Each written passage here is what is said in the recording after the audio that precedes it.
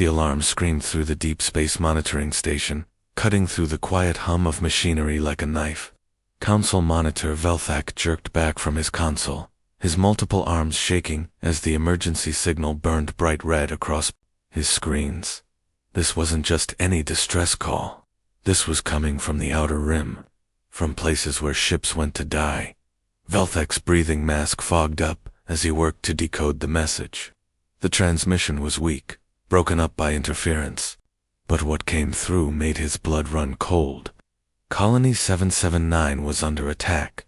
Not just any attack either. 3 entire rescue fleets had already been destroyed, trying to help them. But that wasn't the scary part. The scary part was where they were sending their final plea for help. Colony 779, requesting immediate assistance. The voice crackled through the static. Unknown hostiles have destroyed 3 relief fleets. Defensive positions failing. We've lost contact with the orbital platforms. If anyone receives this message, we're sending coordinates to Sol 3 the humans. God help us. We're calling the Deathworlders. Velthak's tentacles went completely still. Sol 3, Earth. The nightmare planet that spawned the most terrifying species the galaxy had ever whispered about.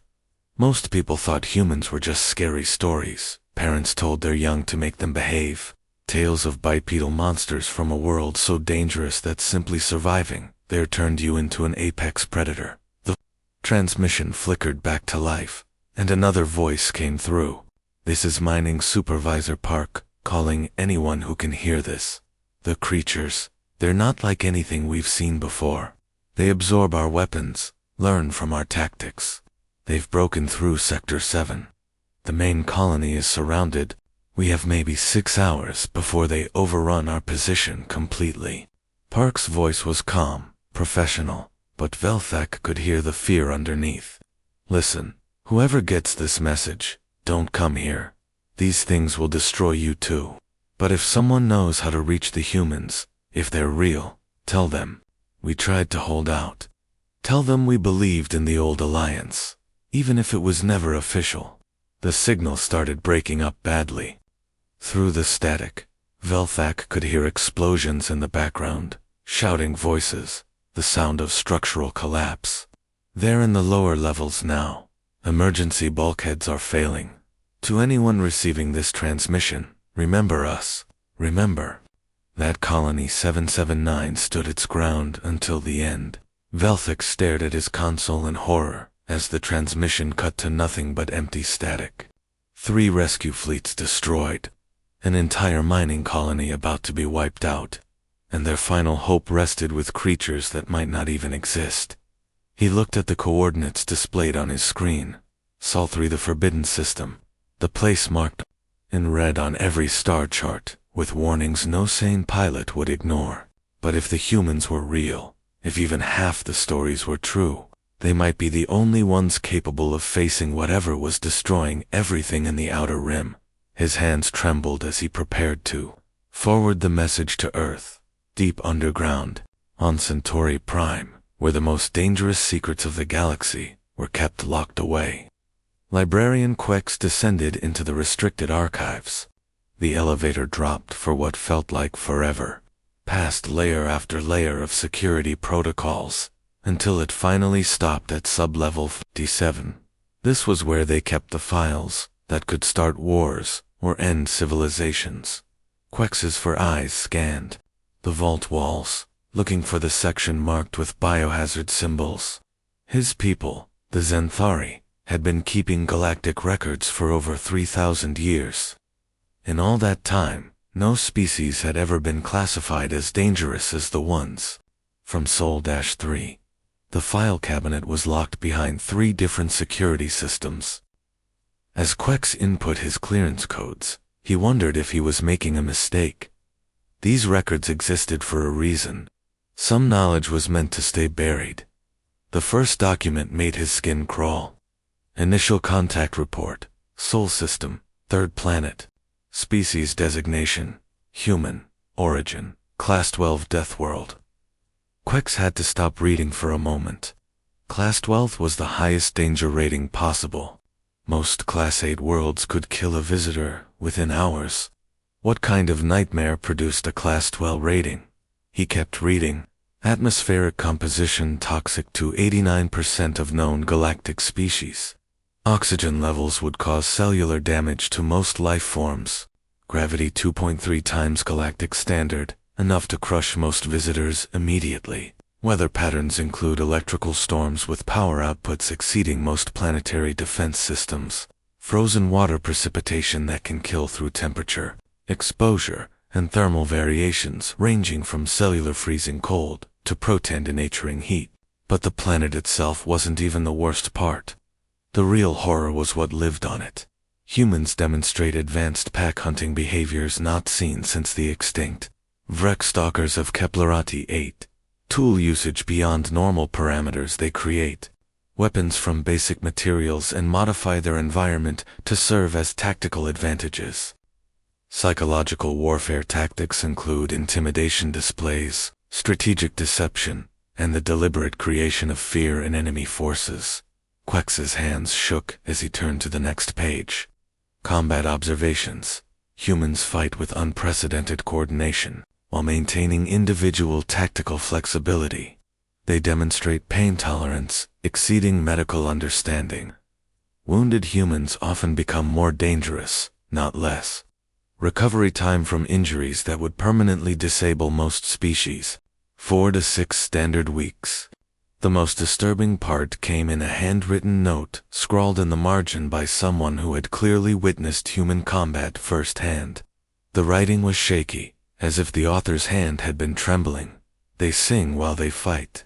During a 3 battle, human forces maintained vocal harmonies while engaging superior numbers. What kind of species turns warfare into music? What kind of mind finds joy in combat? We are not equipped to understand this psychology. Another note, in different handwriting. Recommendation: immediate quarantine of Sol's system. Mark as forbidden zone. These creatures must never be allowed to spread beyond their home world.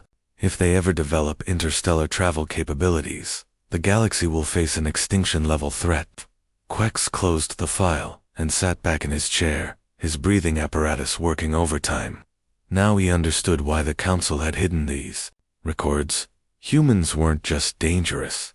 They were something completely outside normal understanding. A species that had evolved on a world so hostile that survival required becoming the ultimate predator. And now, Colony 779 was calling them for help. The bridge of the UES Enchan hummed with quiet efficiency as Admiral Kim stared at the holographic display floating before him. The tactical readout from Kepler 442 painted a picture that made even his battle-hardened stomach turn. Red markers showed destroyed ships scattered across the system like broken toys. 3 entire fleets, wiped out completely. Whatever was attacking, that colony wasn't playing games. Kim rubbed his tired eyes and looked at the display again. He'd been in the military for 30 years, fought in conflicts across human space. But he'd never seen destruction this complete.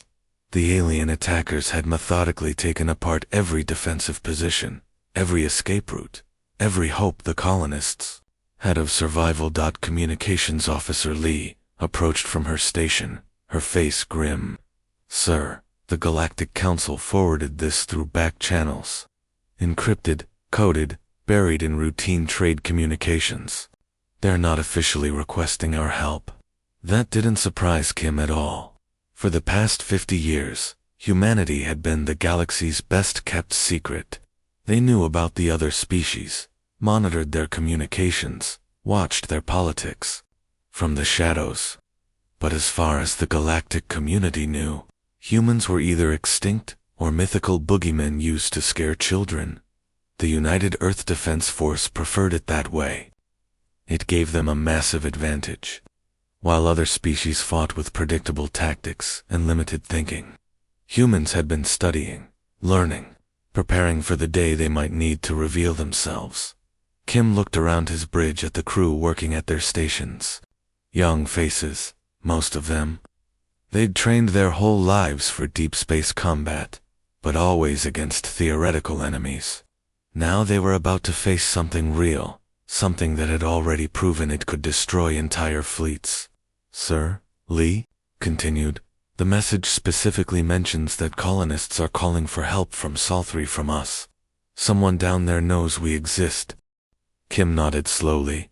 Signal the 7th Fleet. Full deployment authorization. I want every ship we have available. Lee's eyes widened. Sir, that's our entire deep space combat force. Dreadnought, Busan carriers Seoul and Daegu, plus all support groups. If we commit everything and something goes wrong, then we'd better make sure nothing goes wrong, Kim replied firmly. Get me Captain Park from the Busan and Captain Cho from the Seoul on a secure channel. We need to coordinate this perfectly. Within minutes, the faces of his fellow commanders appeared on the main screen. Captain Park looked as stern as always, her gray hair pulled back in a regulation bun. Captain Cho was younger, but his eyes held the same determination Kim had seen in every human officer worth their rank. You've all seen the tactical data, Kim began without preamble. These Vorthok have destroyed 3 relief fleets. They're not using any technology we recognize, and they're not fighting like anything in our databases. How do we know we can handle them if 3 other fleets couldn't? Asked Captain Park. Kim smiled grimly. Because those other fleets weren't human. They've never faced enemies who learned to fight on a death world. These Vorthok are about to discover why Earth is marked as a quarantine zone on every galactic star chart. The massive warships of Earth's 7th Fleet began powering up their engines, preparing for humanity's first official contact with galactic civilization. But they weren't going as diplomats or explorers. They were going as warriors. The mining facility shook like a dying animal as another explosion rocked the outer walls. Mining engineer Choi pressed her back against the emergency barricade, feeling the vibrations travel through the metal and into her bones. She'd been working on Kepler 442 for 8 years, and the colony had always been peaceful. A quiet place where people came to extract valuable minerals and build a simple life far from the chaos of the galactic core. That was before the Vorthok arrived. Through the reinforced windows of the command center, Choi could see them moving. In the distance, the sight never got easier to watch. These weren't ships in any sense, she understood. They were living things, massive creatures the size of city blocks that moved through space like predatory fish. Their hulls pulsed with a sickly green light, and she could see organic weapons growing from their surfaces like tumors. Status report. Security Chief Jang's voice crackled over the comm system. Even through the static, Choi could hear the exhaustion in his voice. They'd been fighting for 3 weeks straight, and everyone was running on nothing but fear and determination. Engineer Nam's voice came through from the eastern sector, barely audible over the sound of collapsing structures. Sector 12 is gone, completely overrun. These things, they're using some kind of biological acid that melts through our hull plating, like it's made of paper. The emergency bulkheads held for maybe 20 minutes before they dissolved. Choi closed her eyes and tried not to think about the people who'd been in Sector 12. Families, workers, children who'd never hurt anyone. The Vorthok didn't seem to care about the difference between soldiers and civilians. They consumed everything equally. The worst part was how intelligent they were. These weren't mindless beasts. They'd appeared in the system 3 weeks ago and immediately began studying the colony's defenses. Every attack was more coordinated than the last. Every assault targeted exactly the right weakness at exactly the right moment. 3 galactic rescue fleets had tried to help them. The first fleet arrived full of confidence, their ships gleaming with the latest military technology. Choi had watched from the observation deck as they engaged the Vorthok in what should have been a routine rescue operation. It lasted 6 hours. The organic ships had simply absorbed the fleet's weapons fire, learned from it, and then turned the rescued ships' own technology against them. By the end, the bioships had grown larger, incorporating pieces of the destroyed vessels into their own hulls. The second and third fleets met the same fate, only faster. The Vorthok were learning, adapting, becoming more dangerous with each encounter. How long until the next wave? Choi asked, dreading the answer. Scanners show movement building in the outer system, replied Nam. Based on their previous patterns, maybe 6 hours. Could be less if they've figured out a way around our remaining defenses. Choi thought about the desperate message they'd sent 3 days ago. The coordinates to Sol 3, to Earth. To the legendary humans that most people believed were just stories told to frighten children. Everyone said they were myths, creatures too dangerous to be real. But looking out at the Vorthok ships growing larger and more numerous by the hour, Choi found herself hoping desperately that the stories were true. Because if humans weren't real, if they were just legends, then Colony 779 was about to become another meal for the growing swarm. Space itself seemed to tear open as humanity's 7th fleet dropped out of hyperspace at the edge of the Kepler 442 system. The transition from faster-than-light travel always created ripples in reality, but this time the distortion was massive. Dozens of warships materialized from nothing, their hulls gleaming with the cold light of distant stars. Admiral Kim stood on the bridge of the flagship Incheon, his hands clasped behind his back as he watched the tactical display come alive with data. After 3 weeks of travel through the void, they'd finally arrived. But what they found waiting for them was worse than anyone had imagined. The dreadnought Busan appeared on his left flank, a monster of metal and firepower stretching 3 full kilometers from bow to stern. Its hull was covered in kinetic bombardment systems, weapons that could punch holes through asteroids or reduce enemy ships to scrap metal in seconds. The engineering crew had worked around the clock during the journey, fine-tuning every system for maximum effectiveness. To his right, the carriers Seoul and Daegu took their positions. Each ship housed 200 of humanity's finest fighter craft, piloted by men and women who'd trained their entire lives for deep space combat. Their hangar bays were already humming with activity as flight crews prepared for immediate launch. Scattered throughout the formation were dozens of support vessels, cruisers, and destroyers, carrying experimental weapons that had never been tested in real combat. These were the tools humanity had developed for their worst nightmares. Weapons designed to face threats they hoped would never come. Admiral, Sensor Operator Yang called from his station, his voice tight with concern. We're detecting massive biosignatures ahead. The Vorthok swarm is much larger than our intelligence estimated. Kim moved to Yang's console and studied the readings. His blood ran cold as the scope of the enemy force became clear. Thousands of organic vessels clustered around Kepler 442 like a plague of locusts. Each bioship pulsed with alien life. Their hulls covered in weapons that defied human understanding. Sir Yang continued, some of these signatures are enormous. I'm reading vessels over 5 kilometers in length, and they're not just sitting there. They're moving in coordinated patterns, like they're preparing for something big. Kim realized, with growing horror, that the Vorthok weren't just attacking the colony. They were using it as a staging ground, building up their forces for a larger invasion. If this swarm broke containment and spread into the galactic core, billions of innocents would die. Signal all ships, Kim commanded, his voice carrying across the bridge with absolute authority. Battle stations. Deploy fighter screens immediately, all weapons systems to full charge, and patch me through to the entire fleet. Within moments, every ship in the 7th Fleet was listening to their admiral's words. Listen carefully, all hands. We're not just fighting to save those colonists, though God knows they deserve our help. If these creatures break out of this system, they'll consume half the galaxy. Today, we make our first official contact with galactic civilization. Let's make sure they remember us as the species that stands between the darkness and the light.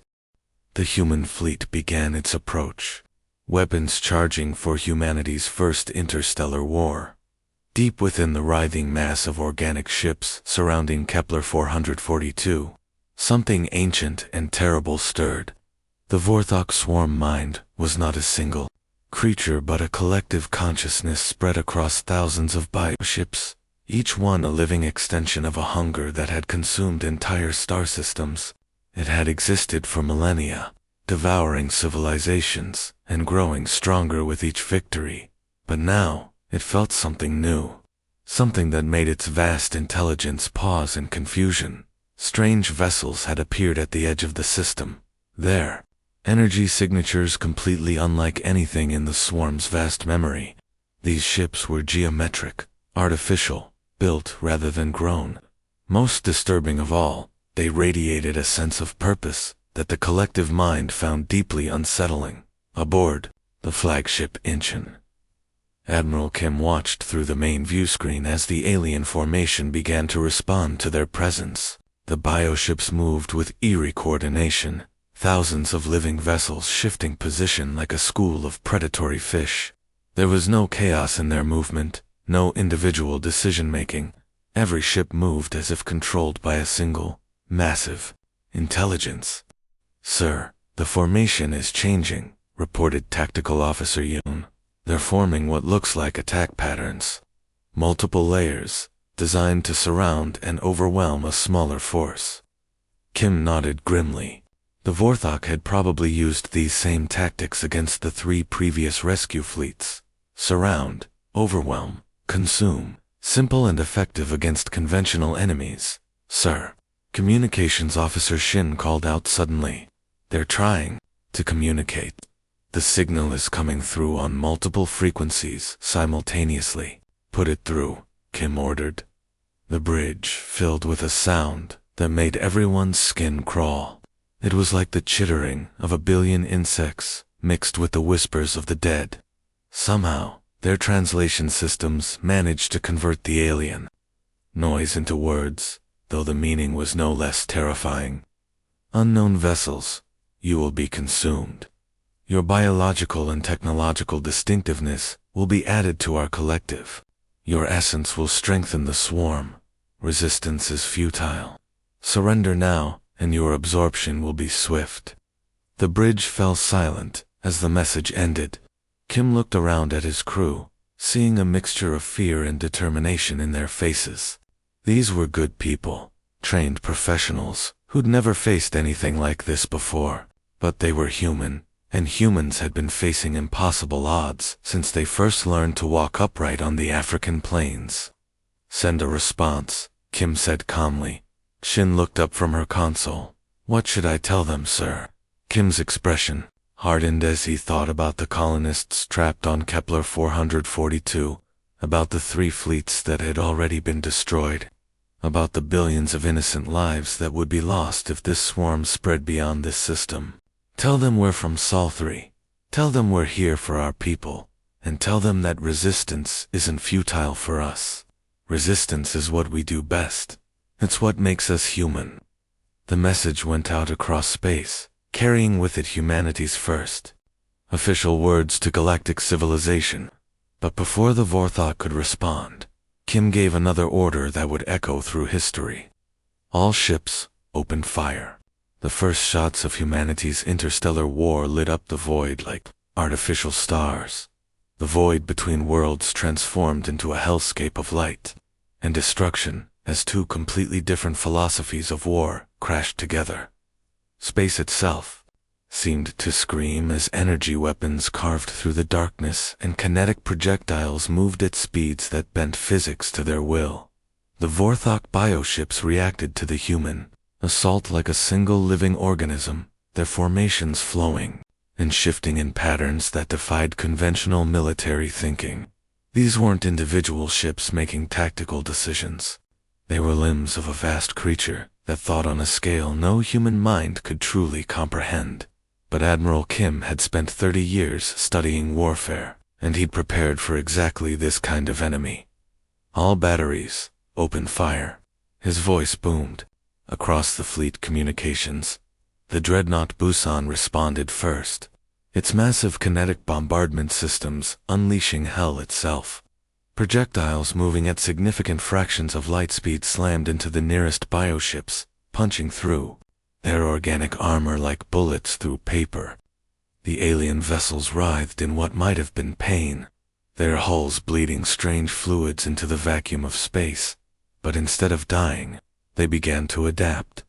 The carriers Sol and Daegu launched their fighter wings simultaneously, 400 human pilots screaming into battle aboard craft that had been designed for exactly this moment.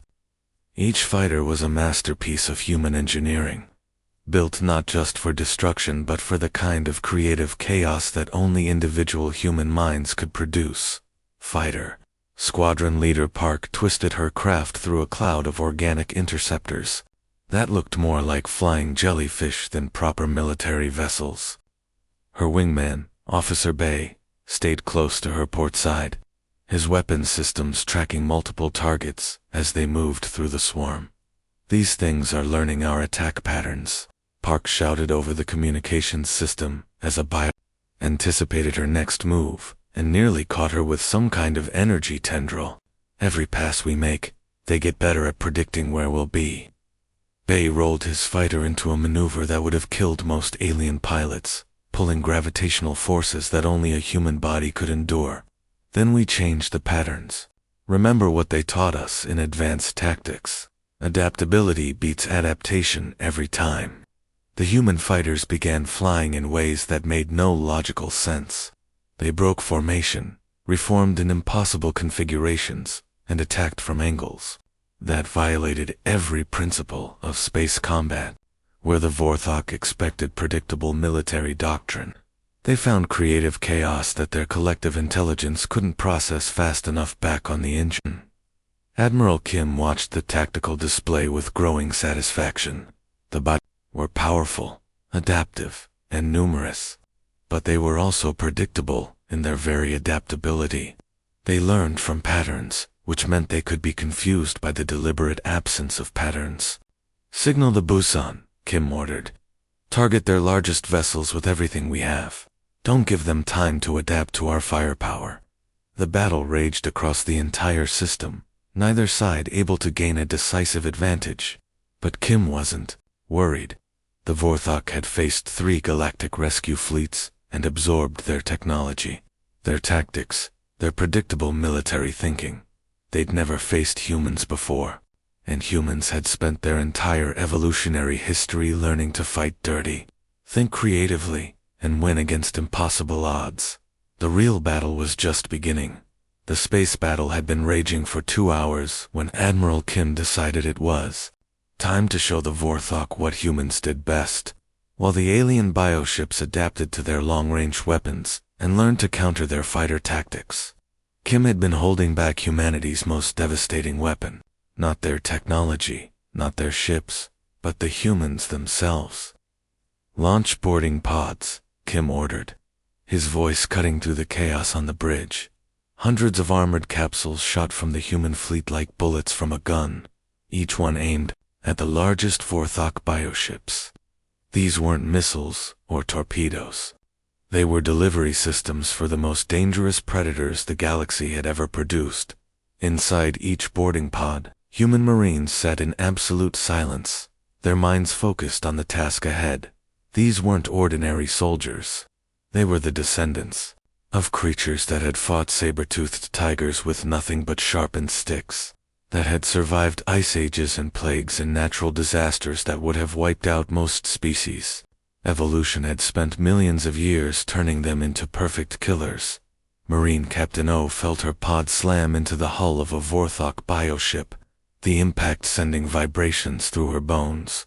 Around her, 24 other Marines prepared their weapons and checked their equipment one final time. They'd trained for this moment their entire careers, though none of them had ever expected to fight inside a living alien ship. The cutting charges activated, burning through the organic hull like acid through flesh. O was the first through the breach, her rifle already firing as she entered what could only be described as the ship's bloodstream. The corridors pulsed with organic matter, walls that breathed, and floors that shifted under their feet. Everything was designed for creatures very different from humans. "Remember your training," O told her squad over their helmet communications. These things think collectively. Every drone, every defender, every ship is connected to a central intelligence. Disrupt their communication nodes, and we break their coordination. The Vorthok defenders that rushed to meet them were unlike anything in human military databases. They moved like insects, but fought with the coordination of a single mind. Their weapons were biological, shooting acid and toxic spores that would have killed most galactic species instantly. But humans had evolved to fight in environments that would kill everything else. The Marines moved through the bioship like nightmares, given physical form. Their weapons, designed for conflicts between humans, devastated the alien defenders. Armor-piercing rounds punched through chitinous shells. Explosive charges tore apart organic walls. Plasma cutters sliced through biometal like it was made of butter. More importantly, each Marine was capable of independent thought and action. Where the Vorthok expected predictable group tactics, they found 25 individual minds all working toward the same goal, but approaching it from different angles. It was chaos that their collective intelligence couldn't process. Across the fleet, similar scenes played out as hundreds of boarding parties penetrated the largest bioships. The Vorthok had never faced an enemy like this. They were used to absorbing other species' technology, learning from their tactics, adapting to their strategies. But how do you adapt to pure, creative violence delivered by creatures that refuse to follow any logical pattern? How do you counter enemies that fight as individuals, while somehow remaining perfectly coordinated? Humanity's greatest strength had never been their technology. It was their ability to be unpredictably human. The final Vorthok bioship died like a living creature, its massive hull convulsing as internal fires consumed the organic systems that had kept it alive. The explosion that followed was unlike anything the human fleet had ever witnessed. Instead of the clean detonation of conventional weapons, this was messy, biological, almost tragic in its organic violence. The death scream that echoed through subspace was felt rather than heard, a psychic wail that made every human in the fleet shudder involuntarily. It was the sound of a collective consciousness losing a part of itself, the agony of a hive mind suddenly cut off from one of its limbs. Then, suddenly, silence fell across the Kepler 442 system. Across the mining colony, emergency shelters that had been sealed for 3 weeks began to crack open. Surviving colonists emerged blinking into the artificial light of their damaged facilities, hardly daring to believe what their sensors were telling them. The Vorthok swarm was gone. Every bioship, every organic fighter, every living weapon that had terrorized them for weeks had been reduced to floating debris. Mining engineer Choi pressed, her face against the observation port of the main habitat, watching in absolute amazement as sleek human shuttles moved through the wreckage field. They weren't salvaging or investigating. They were searching for survivors, their rescue beams cutting through the darkness like beacons of hope. "They actually came," she whispered, her voice breaking with emotion. "The Deathworlders actually came for us." The shuttles moved with purpose and efficiency, their crews already coordinating rescue operations for the scattered survivor groups throughout the system. These weren't the clumsy, panicked responses they'd seen from the previous galactic rescue fleets. These humans worked with the kind of calm professionalism that only came from absolute confidence in their abilities. Aboard the flagship Admiral Kim stood in the center of his bridge, receiving damage reports from across the 7th Fleet. They'd taken losses, certainly. 3 destroyers completely destroyed, 2 cruisers badly damaged, and over 50 fighter craft that would never return to their carriers. The cost had been high by human standards, but they'd accomplished something that 3 galactic rescue fleets couldn't manage. They'd completely annihilated a Vorthok swarm that had seemed unstoppable just hours before. "Sir," Intelligence Officer Han called from his analysis station, his voice tight with concern. "I've been going through the data we captured from the bioships during the boarding operations. You need to see this." Kim walked over to Han's console, where streams of alien data were being translated by their most advanced computers. What? He saw made his blood run cold. This wasn't their main force, Han continued, his fingers dancing over the controls to highlight specific information. According to their biological records, this was a scouting swarm. They were gathering intelligence about galactic defensive capabilities before the real invasion begins. The tactical display showed movement patterns from deep space, massive biosignatures heading toward the galactic core worlds, where billions of innocent people lived, their lives completely unaware of the approaching darkness. Kim stared at the data for a long moment, processing the implications. Across the galaxy, news of humanity's victory would spread through diplomatic channels and intelligence networks. The myths and legends about Southri would suddenly become very real. Very quickly, the Galactic Council, which had spent decades pretending humans didn't exist, would soon be forced to acknowledge that the Deathworlders were not only real, but possibly their only hope of survival. The age of human isolation was over. Whether they wanted it or not, humanity was about to become the galaxy's last line of defense against the darkness between the stars.